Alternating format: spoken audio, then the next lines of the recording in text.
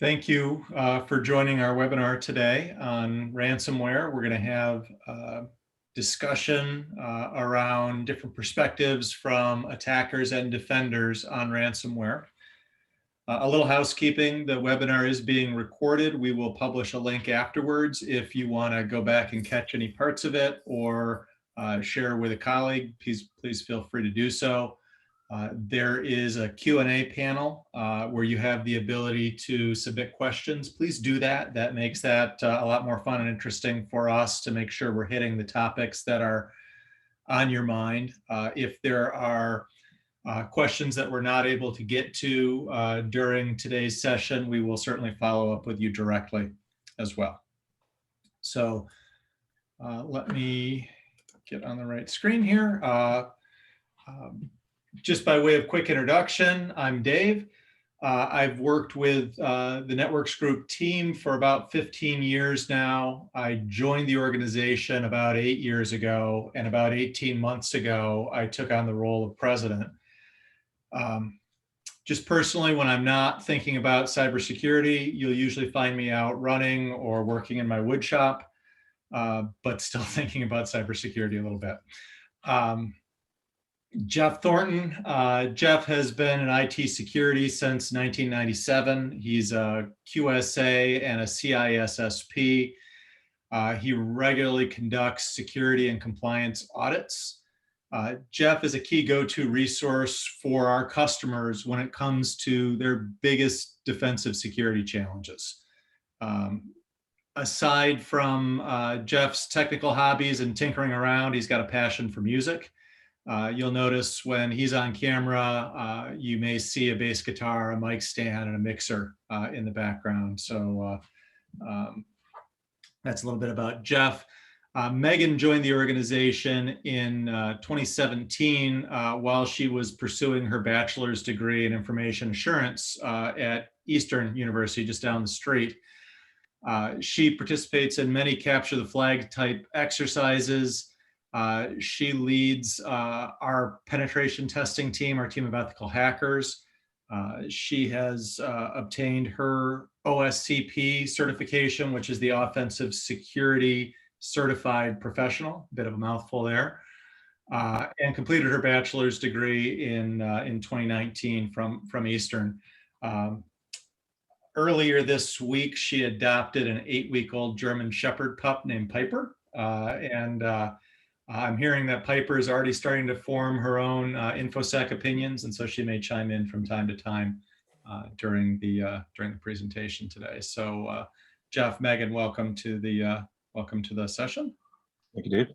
Thanks, Dave. And she absolutely may make an appearance, but I am not going to wake the beast right now. She is calm. Never wake a sleeping baby. There's an important lesson. No. Okay, I'd like to give you just a little bit of a framing about Networks Group before we get into the meat of today's topic.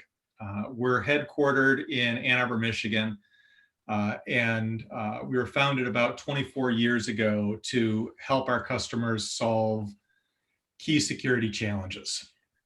Our customers are organizations that understand the importance of security, but are constrained, and those constraints can be people or money or time, and they need help. Along those lines, we offer 3 basic families of services, and I'll start with compliance on the right-hand side there. This is really a foundation for us. Being compliant doesn't make you secure. That being said, we've built all of our security services with compliance frameworks in mind so that our services do help you meet compliance. We're a PCI QSA company and do assessments against that as well as other frameworks. And as I mentioned a moment ago, Jeff is also one of our QSAs. On the defensive security side, this is the side of the business that Jeff is really representing today. And this is where we help customers to design, deploy, operate, and defend secure networks. We do this across organizations, big and small, across industries, different technologies, and different geographies. It gives us really broad visibility to the challenges that customers are facing today. And then on to the left side here on offensive security. This is the team that Megan is here to represent in our conversation. And her team leverages the visibility that we get from the customer environments we manage, as well as a wealth of broader threat intelligence to stay current on the TTPs, the tactics, techniques, and procedures that attackers are using today. And by approaching our customers similarly how real attackers are, we're able to provide great insights on how an attack may unfold against a given organization, and really help provide a remediation roadmap for those customers, so that it puts them in a position of, rather than just worrying about what might happen, it puts them in a position for risk-informed decision making. So quick view to today's agenda. We're going to talk a little bit about the problem of ransomware, and obviously you're here, so you acknowledge that that is a problem that's constantly in the news. We're going to talk a little bit about how it's evolved and how that actually works, how you understand the risk to your organization, and then you understand how it works, you understand your risk, what are the things that you can do to minimize that risk. And then, like I mentioned, we'll have a Q&A session at the end. So this problem became a lot more real to people last month when Colonial Pipeline took their systems offline. This caused a gas shortage. I think it was 14 states up and down the East Coast. I had to chuckle because this hit especially close to home for one of our colleagues who lives in North Carolina, when his mom was driving in from Michigan for a visit, and there was a real worry that there may not be enough gas for her to leave and go home. And that's the kind of problem that can keep you up at night. Yeah, and Dave, just to mention as well, that weekend I was also driving from Maryland to South Carolina, and I had a similar problem. I was concerned about if gas was going to be available. And funny enough, it was the little gas stations that had gas. All the major chains were the ones that were out of gas. Is that right? Yeah. But it really surfaced on the radar for so many people, and the problem became so much more real when it was impacting people's personal lives like that. So earlier this month, Colonial Pipelines CEO Joseph Blount spent the day testifying at a Senate hearing about what happened. He described Colonial as a victim of forces beyond its control. And he said a partnership between the government and private industry is critical to combat ransomware. He went on to confirm that the network was breached through an old VPN that wasn't using two-factor authentication. Seriously? This really got under my skin because I'm so frustrated that they flubbed a basic security practice and went on to say it's beyond their control and the government needs to come in and help. We can't shrug our shoulders and say the problem is too big, and it's the government's responsibility to help secure our businesses. I won't do that. So with all my frustration around Mr. Blount's testimony, I listened to the whole thing and I heard some things actually from Senator Gary Peters that really resonated with me. And so let's see if I can make the technology work here for you to hear it in his own words.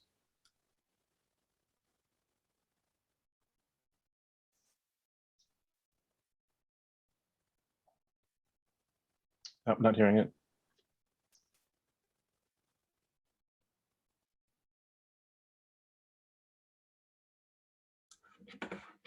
Try that one more time.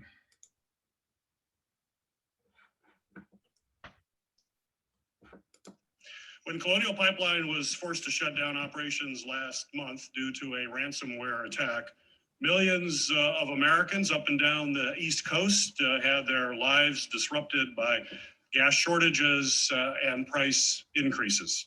In the weeks since your company was struck, we have seen a series of other attacks on everything from our transportation networks to meat packing centers.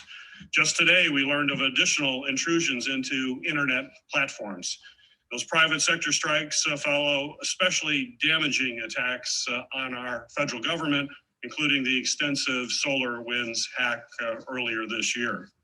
While the objectives of these attacks differ, they all demonstrate that bad actors, whether criminal organizations or foreign governments, are always looking to exploit the weakest link, infiltrate networks, steal information, and disrupt American.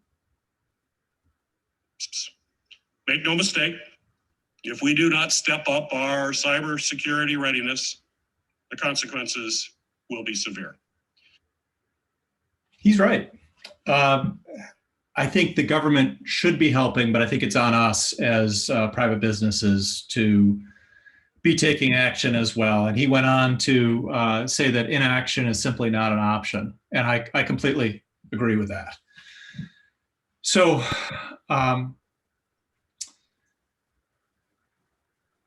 the ransomware problem really started as an IT distraction. Where you'd have to go in and reimage machines. That's evolved so much over time here now, and it's really turned into an existential business risk, where I'm seeing it just so much impact so many organizations and their customers. You have to get the basic blocking and tackling of IT right. And I'm sorry, but the government is not here to help. You're going to be in dire straits if you wait for somebody else to solve this for you. Senator Peters was correct. Inaction is not an option.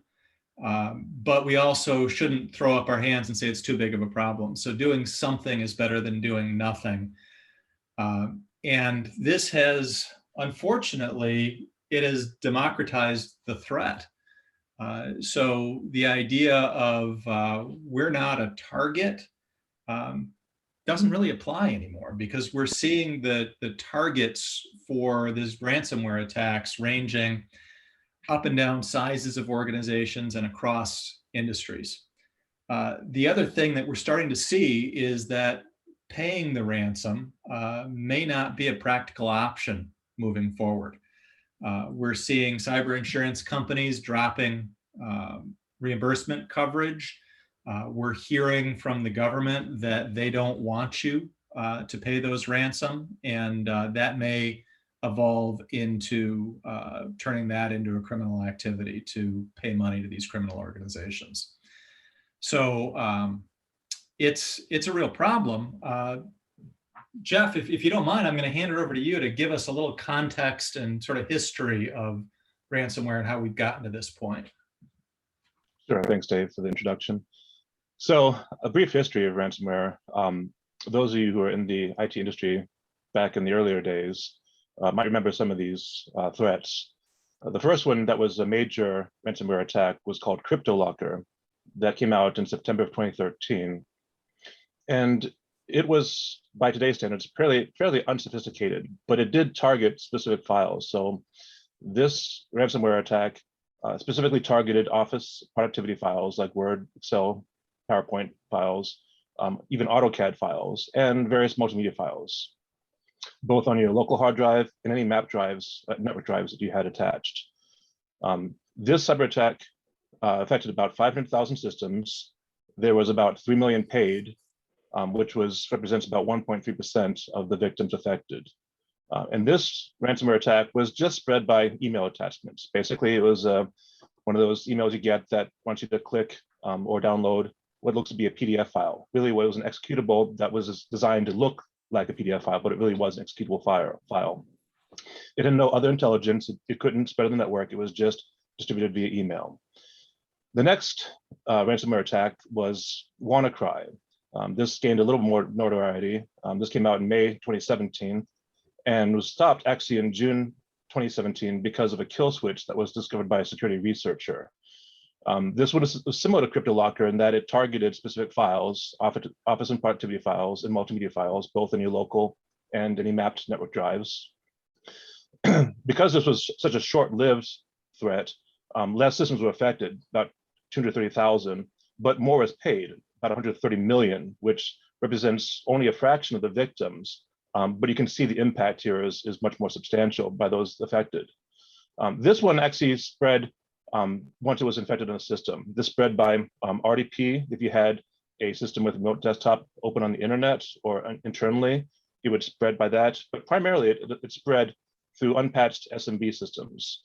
The mechanism here was what's known as the Eternal Blue exploit, which was developed by the NSA and stolen somehow by another actor and used as a malicious payload to distribute the WannaCry.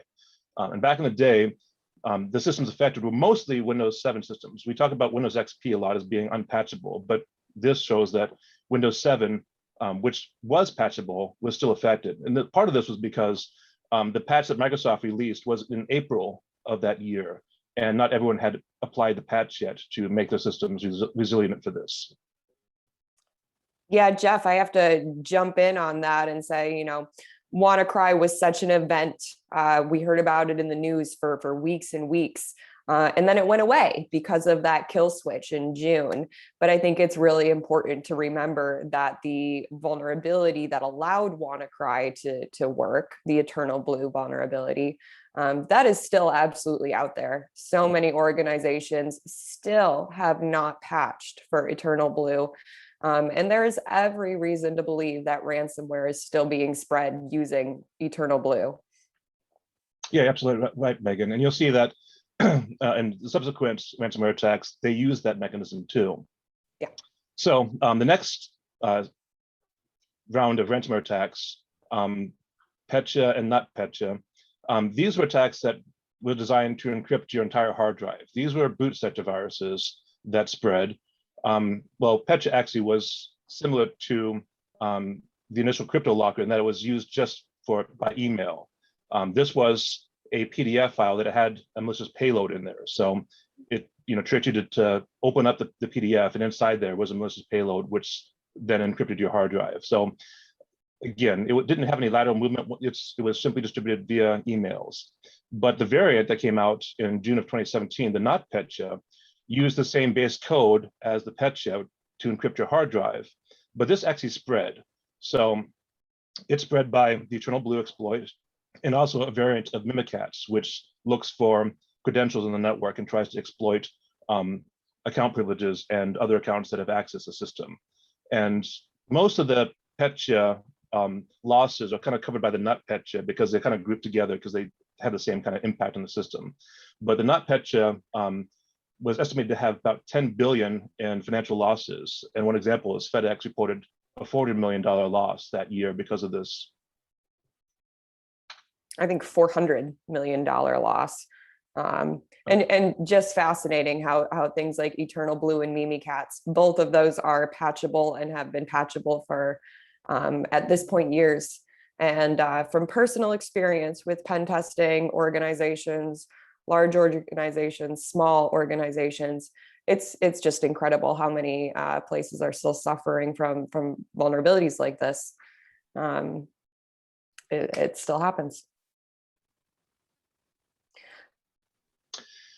So to talk a little bit about how it works, back in the early days, these were kind of spray attacks. They didn't really have much intelligence, but they did use exposed services. So RDP is a common service that a lot of people use to administer their systems remotely.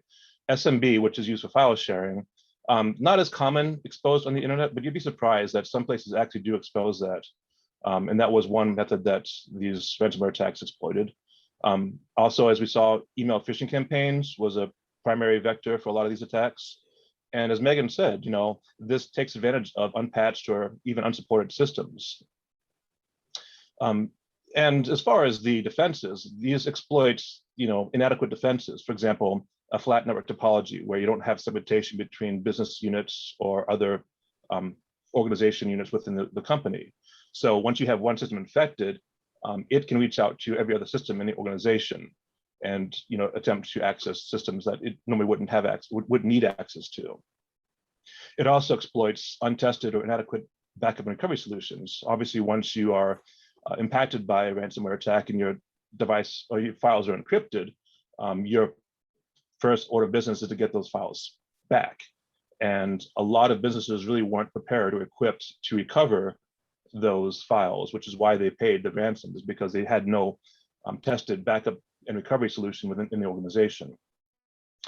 Lastly, these attacks were effective because a lot of these systems were either unmonitored or the threat logs in the firewall or other systems really weren't looked at. And so we'd find that, there are some systems that kind of people had forgotten about that lay dormant. And some of these attacks, especially in the newer ones, exist on these systems for sometimes months before people realize it, slowly gather information about the network, and then they take, the action of encrypting all the files they can. So sometimes, again, whether it be an account that's forgotten about or a system that's just not used, except, it could be like a shipping system or some other system that's infrequently used that people don't really access regularly. A lot of these systems represent a weak point in the network. Megan, how does this relate to what you're seeing as your pen testing organizations?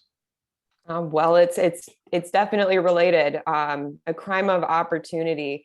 I would add on to that other entry points, right? Besides RDP and SMB, which is hopefully never exposed publicly. We have VPNs, we have Citrix desktops, we have so many different remote access solutions. Organizations really have to not only worry about the services that are exposed to the public internet, and really focus on those entry points. That it's important. But we also know, and I'll talk about it in another couple slides too, securing the perimeter is not enough. Jeff is correct. Flat network topology is such a common thing that we see. In the most severe cases of lacking, segmentation of any sorts, I've seen entire countries, organizations with a presence in multiple countries, lack segmentation between countries. So we did a test recently on an organization that had a presence in the United States and also in Mexico. It was abundantly clear from the get-go that the Mexico systems were suffering a lot more than the United States systems were in terms of how outdated they were, how weak passwords were, things of that nature. It's scary to think that if a cyber attack attacked a system in Mexico, that it could travel all the way to the United States. Right? That's to me unacceptable. So, yep, a crime of opportunity. Doesn't matter if you're a large or a small business, they will find your entry points and your weak services. And once they're inside, it's a completely different story. Thank you. So to talk a little bit about what's changed recently, if we think about to the year 2020, this slide shows a little bit about just what's changed in this last year. So the first slide shows the most common ransomware types, was a metric found by CloudWords, which basically looked at the different modern variants of ransomware and CryptoLocker type attacks and said, okay, these are the ones that are predominantly present and affecting systems. And you can see that there are a couple that stand out, Revil, Maze, and Phobos, so the most common ones that are out there. With those, we can see that over 2020, there was an estimated $20 billion in ransomware payments. that's people actually paying directly these companies to recover their data. And the loss that was occurred economically was about 6 billion. And what's also interesting to note is that at the beginning of 2020, the average ransomware demand was about 6,000. At the end of 2020, it grew to 84,000, which kind of shows you that they were finding these systems and companies that were unprotected and really exploiting their weaknesses and said, hey, we're successful, let's ramp up the cost. And because there were so many companies that were willing to pay, they just kept increasing it until it, I don't know how many times it's, almost 10 times as much or more than 10 times as much from when it started. And the last metric that's interesting to know is the average cost of a ransomware kit by these various hacking groups, $50. So that's what it would cost you to get in the game, to get some skin in the game. It was only $50 to get one of these kits to affect other companies. And I find that remarkable. It's frustrating, isn't it? It's scary to me. I have a feeling that there are more overhead costs for bank robbers than there are for ransomware criminals. That is an absolutely mind-blowing way of looking at it. $50 for some of these kits. So we mentioned some of these in the previous slide, but ransomware has really evolved from just a spray opportunity where you don't really have much intelligence and just look out to see what's available, to more of a actual service that is offering by these threat groups. So as an example, Revo, which is sometimes known as Sodin or Sodinokibi, this is a ransomware that was created by a specific threat group. It was initially the G and Crab ransomware software that was created by Gold Garden. Is now evolved into Gold Southfield, which is a threat group which offers a variety of services. They offer ransomware kits via exploit, scan and exploits, RDP server exploitation, and backdoored software installers like the remote access toolkits that were more common back in the earlier days. So again, this is a full service hacking group that offers these services to whomever wants to pay for them. Another example is Maze, which was evolved from the Cha-Cha ransomware. Maze is a collaboration of several threat groups or hacker groups, Maze, Lockbit, and Ragnarlocker. These all kind of pooled their resources and worked together to distribute this ransomware. What's interesting to note is that modern ransomware services and kits really are now designed to both encrypt data and also exfiltrate that data from organizations. So you'll see like Revo, not only blackmailing the company for access to the data, but also auctioning it off on the black market and saying, hey, we've got this data from this company, who wants it? So they set it up for bid. And you'll find that many of these hacking teams and threat groups have evolved from prior organizations from work experience. And in general, these threat actors are just becoming more and more efficient as time goes on.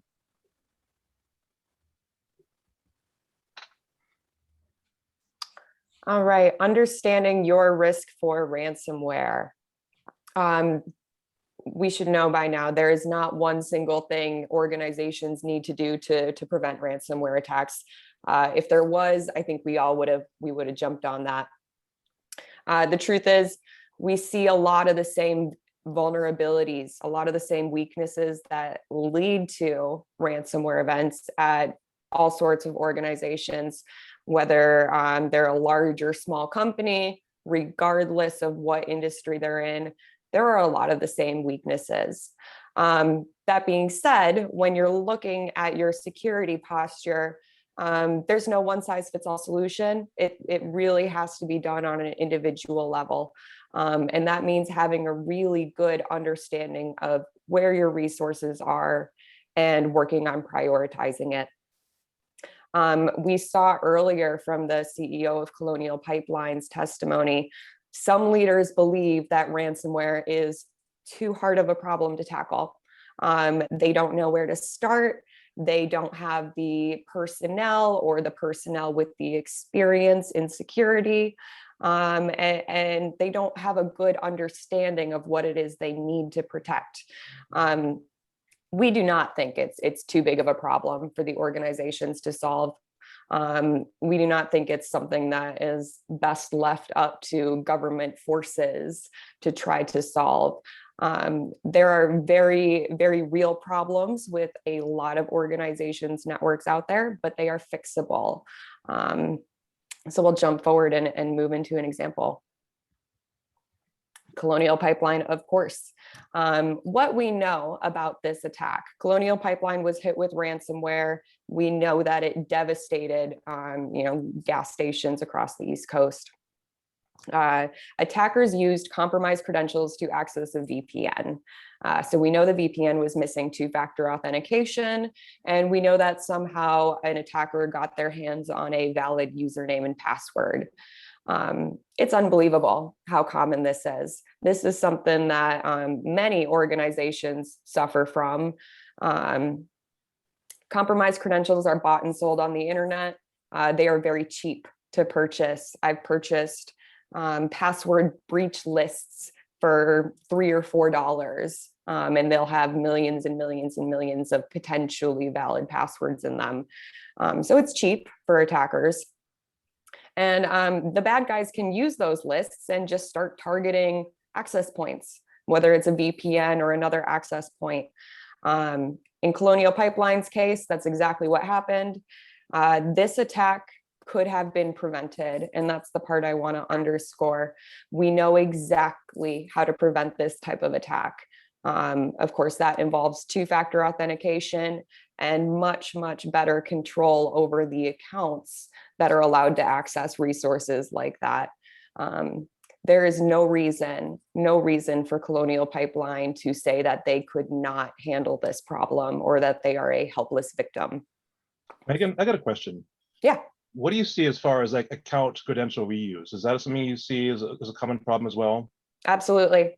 It's less of a problem when organizations require their users to change passwords regularly, but sometimes that's not the case. Credential reuse is still a huge problem, though, even for that window of time.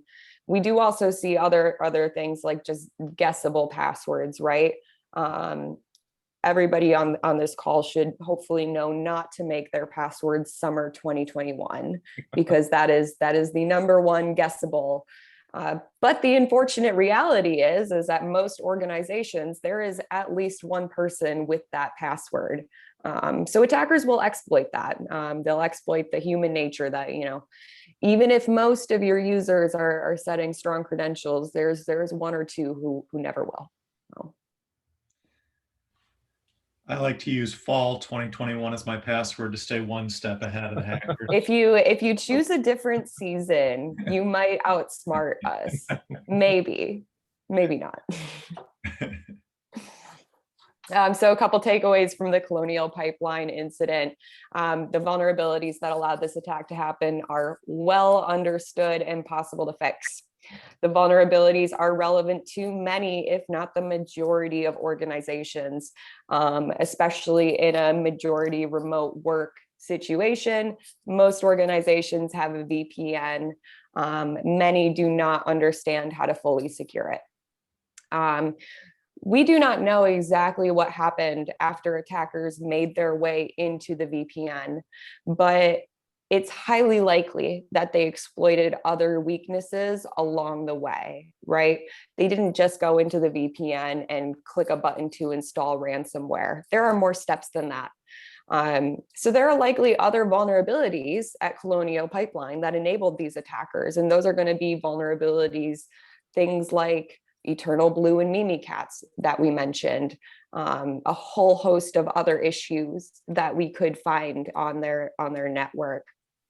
So the point I want to make there is, yes, Colonial Pipeline should have done a much better job at securing their entry points, their VPN, but security really can't stop at the perimeter. There's just more to it than that. Another case study, so one of the other big attacks from this year, as if 2020 wasn't a hard enough year for the cyber world, 2021 is looking rough as well. JBS is the largest meat packing company in North America, or at least the United States. We don't know, the way we do with Colonial Pipeline, exactly what attackers exploited to gain entry into the network. We don't have those details. But what we do know is that they managed to gain entry and they stole JBS's data, exfiltrated it prior to encrypting the environment. So that is one of the things that Jeff, we were talking about, changed in 2021, or really has been changing over the past couple of years, is attackers aren't just mindlessly encrypting your servers. They're going through, seeing if you have valuable data that they could sell on the side on the black market. And they're doing that first. So they're taking your data and then they're holding your data hostage. Okay, I was gonna say, no, go ahead. interesting to note that you talk about JBS. This is actually one of the companies that was exploited by Revil, that hacking group. So just as a point in case, Yeah, this is an actual customer being affected by an actual threat actor group. yep, absolutely. Another thing we know about JBS is that attack started in February. It became mainstream news in June. The only reason it appears that JBS knew they had been attacked is because they saw the devastating ransomware screen. Your files, your drive has been encrypted. But the truth is, they found evidence that this has been going on since at least February 2021. Okay, so that means that attackers are already in the network. They're already accessing your servers. They probably have a decent amount of access throughout those couple months. So why did JBS not know earlier? And really the point to drive home there is, you want to know that attackers are in your network as soon as possible, the moment those attacks start. JBS may have actually had, if they had better detection and response capabilities, they might have been able to prevent ransomware. They might have been able to boot those attackers out, fix the vulnerabilities that the attackers abused before their drives and their files were encrypted. So I want to make a point about detection there, because you can do all of the patching in the world and try to fix these vulnerabilities, but if you're not detecting stuff, you're missing an important half the battle. So Jeff, that is your expertise there. Do you have any comments on how we can stop this stuff either before it's happening or while it's happening? Yeah, absolutely. I think we're going to discuss in a moment some of the ways to prevent these attacks. But to your point, there are multiple ways to detect these kinds of activities. The easiest thing is actually with most two-factor authentications nowadays. For example, dual security. Because it's tied to a human element, there's this log that says, hey, there's an authentication request. Somebody has the correct username and password. Do you authorize this login attempt? Those of us who use Duo are commonly, aware of that screen that pops up and says, you're logging in from this particular address, from this location. Do you authorize it? That ties an account access to an actual human element. And if that doesn't get responded to, if it times out or they enter the incorrect information, that's a very easy log to look at that shows, in point in case, that somebody has your credentials but didn't have the two-factor. So if you see those kinds of alerts, that should be a red flag that, yes, somebody has your account credentials and you need to look into it. I mean, obviously, there are times where a user just doesn't get to their two-factor in time. But if you see this kind of activity, especially from a location which this person shouldn't be from, a different country or someplace they never lived, that is something that's definitely worth investigating. So Jeff, are we just victims of forces beyond our control? Should we just wait for the government to just swoop in and help? You got any ideas? Well, what a loaded question. So yes, as I alluded to, there are ways to help prevent ransomware. There's not a golden bullet, as Megan alluded to, but there are strategies to help prevent this. One of the best strategies is through penetration testing, because as Megan has said, this takes an attacker's viewpoint of your network.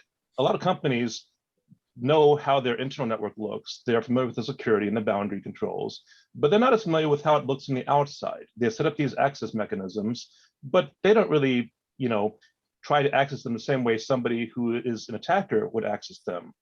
So having that that framework and that view from an attacker's point of view, saying, hey, here are services that are open. Here are ways we can try to harvest or look for accounts that are that have weak passwords, or do dictionary attacks on certain accounts because you're not logging accounts after a certain amount of time. These are things that attackers will try, and Megan and her team use those same techniques to look at companies and their threat profile and understand, yes, you have two-factor authentication, or you have two-factor authentication on your VPN, but you also have a Citrix server which doesn't have that, or you have an email server that uses a web interface which doesn't log accounts for incorrect credentials. So there are other ways to get those account credentials, not just VPN. So again, penetration testing is a great way of getting that external viewpoint of like, what is a real threat profile. The second strategy that we talked about is segmentation. Obviously, you can't segment your entire network so that each host has its own little domain, but it's not hard to say, here's a development team, here's a financial team. They really shouldn't talk to each other. The development team has no need to access the financial team's financial servers. Likewise, the financial team doesn't really have any reason to access development servers. So let's create a boundary between those two organizations within the company and restrict access from each other, so that unless you are part of that team, you don't just get access to the server. That's a simple thing to do. Those of you who are familiar with PCI are familiar with segmentation controls there. Again, it's not a requirement, but what it does is it reduces the scope of impact, so that if you have a segment of your network which is isolated from other segments, if there is an exploit within that segment, it's contained within that particular part of the network. So it does restrict your scope of impact for a lot of these types of threats.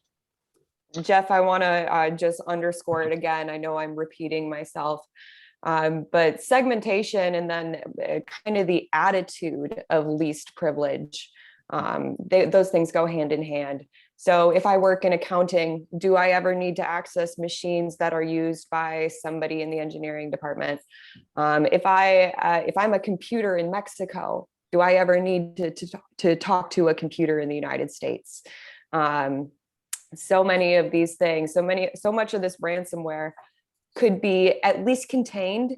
We may not prevent everything 100% of the time, but containing is also an important part of this.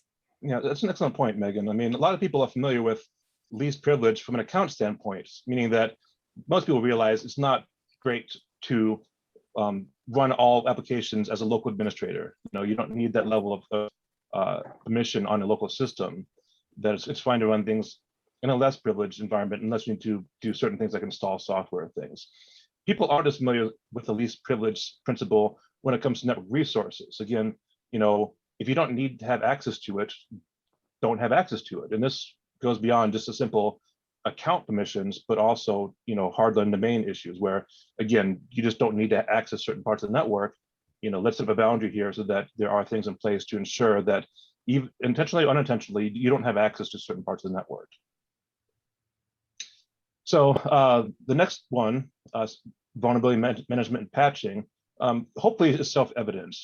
Systems need to be patched. Obviously, there are concerns from some organizations that applying a Microsoft patch may introduce some unexpected behavior. We've all experienced times where we've had our Windows 10 systems have effects because Microsoft released a patch which caused some behavioral problems. Those things do exist, but that being said, it is absolutely vital that systems, especially critical systems, be patched regularly and that they are looked at for vulnerabilities, that there is some sort of vulnerability management program, whether it's ensuring that not just the OS patches are installed, but applications are patched, or you have a scanner that does that for you, but something that ensures that your systems are compliant with the latest patches. That's just as critical.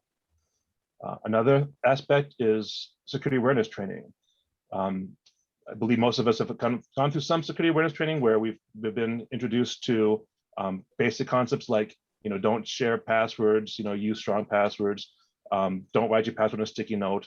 But it kind of goes beyond that into things like, understanding these kinds of threats, understanding what a user can do if they feel like they may have been a victim of a phishing attack or something, or they feel like, hey, my system's acting differently than it normally does, and kind of recognize those indicators of compromise that a user might experience that would indicate that something's different on the network.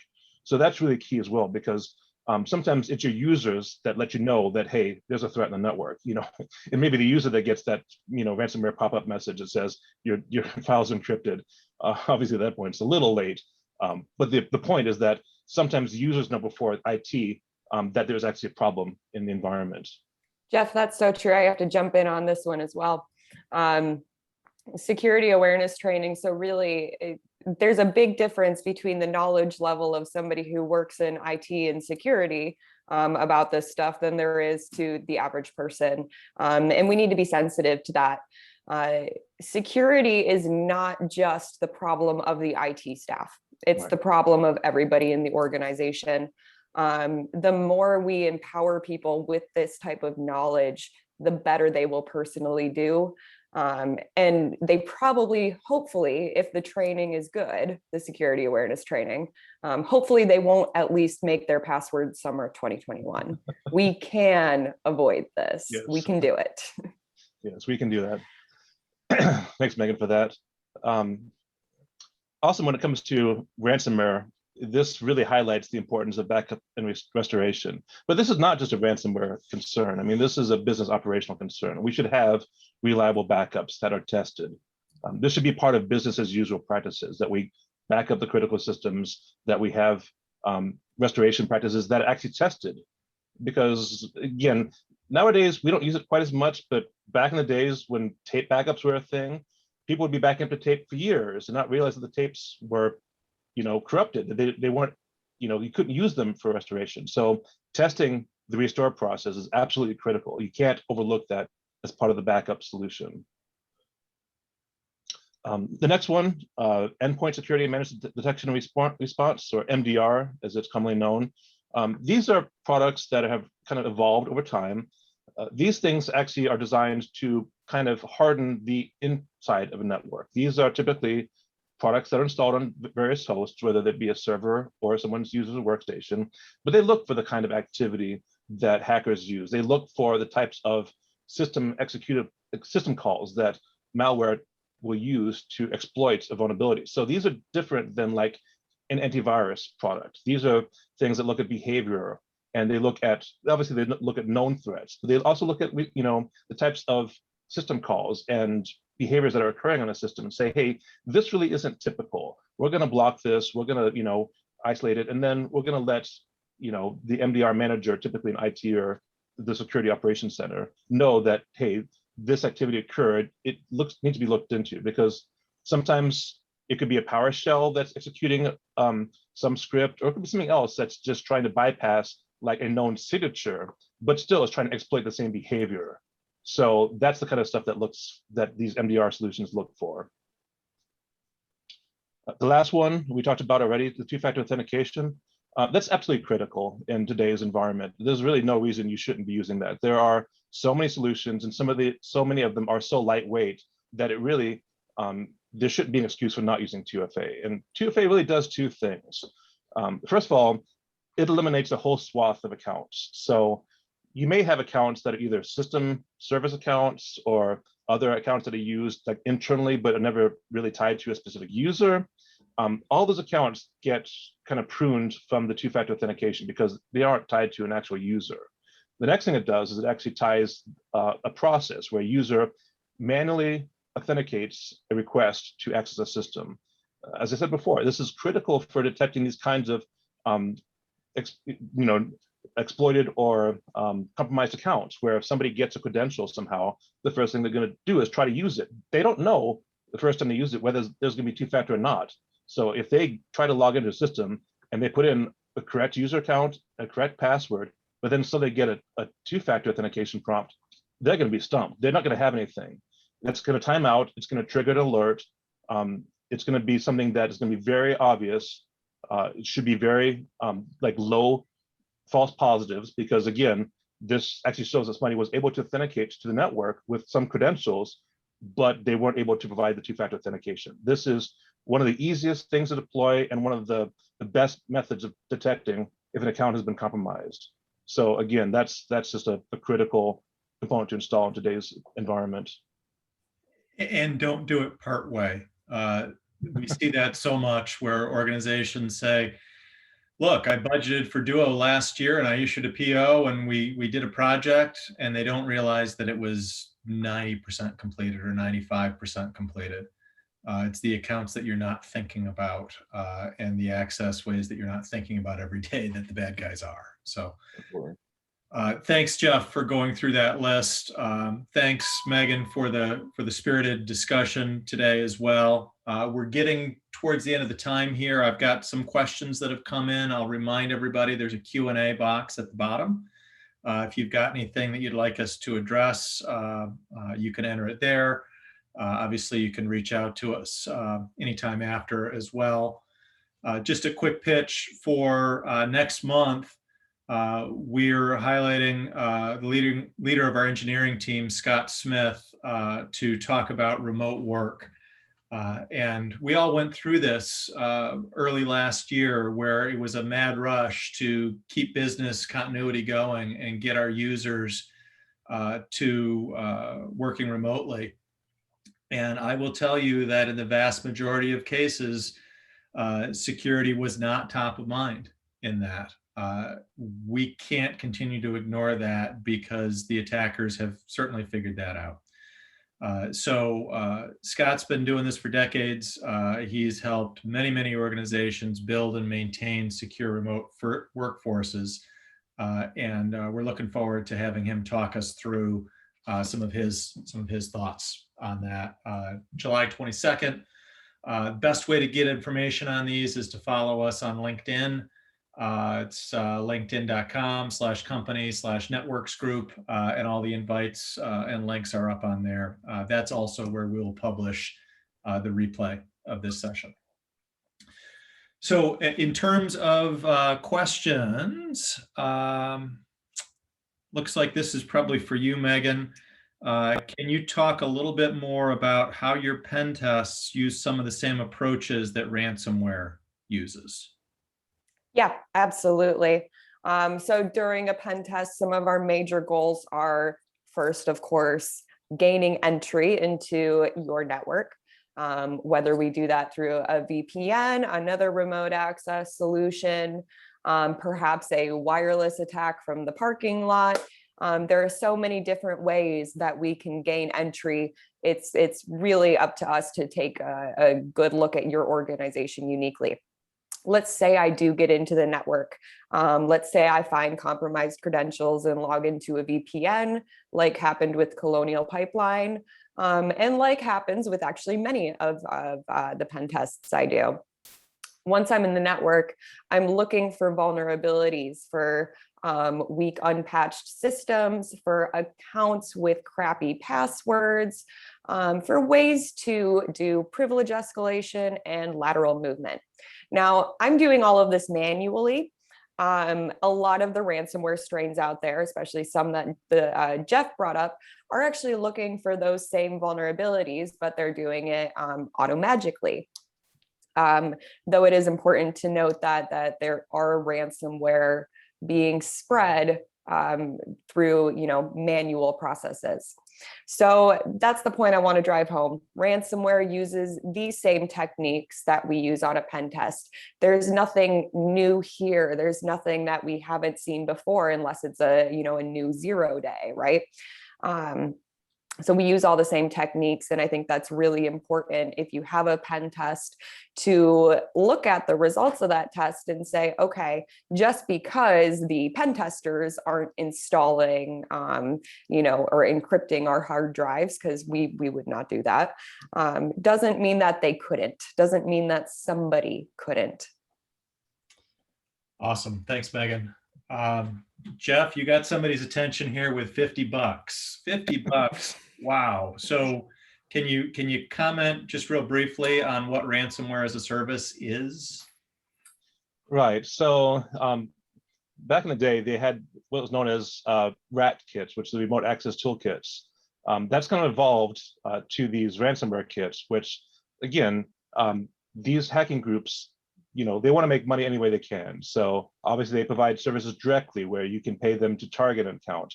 But if you want to have the same toolkit that they have, this is kind of the hacker term, the newbie that uses the scripts. You can pay for just the toolkit that they use, and you have in theory the same capabilities. And because a lot of these toolkits use automated techniques, like Megan said, I mean, obviously the threat actors you have a human operator behind the scenes, but these other toolkits, they don't require much expertise to use. You don't need to be a hacker to use these tools. You can just say, hey, I'm going to sell a software, attack this organization, and it does really the hard lifting for you. So there's really not much involved in the actual skin in the game from a layperson to get into this. It makes things like internal threat actors, disgruntled employees. Right. It makes you think about that. Yikes. Well, that's an unsettling note to leave us on, but we are out of time here. I really want to thank Jeff and Megan for sharing some of your expertise with us this afternoon. Thanks everybody who took some time out of their day to join in the conversation here. Reach out if you have any questions and follow us on LinkedIn to stay current on topics as we move forward. With that, I will wrap. Thanks everybody. Have a great day.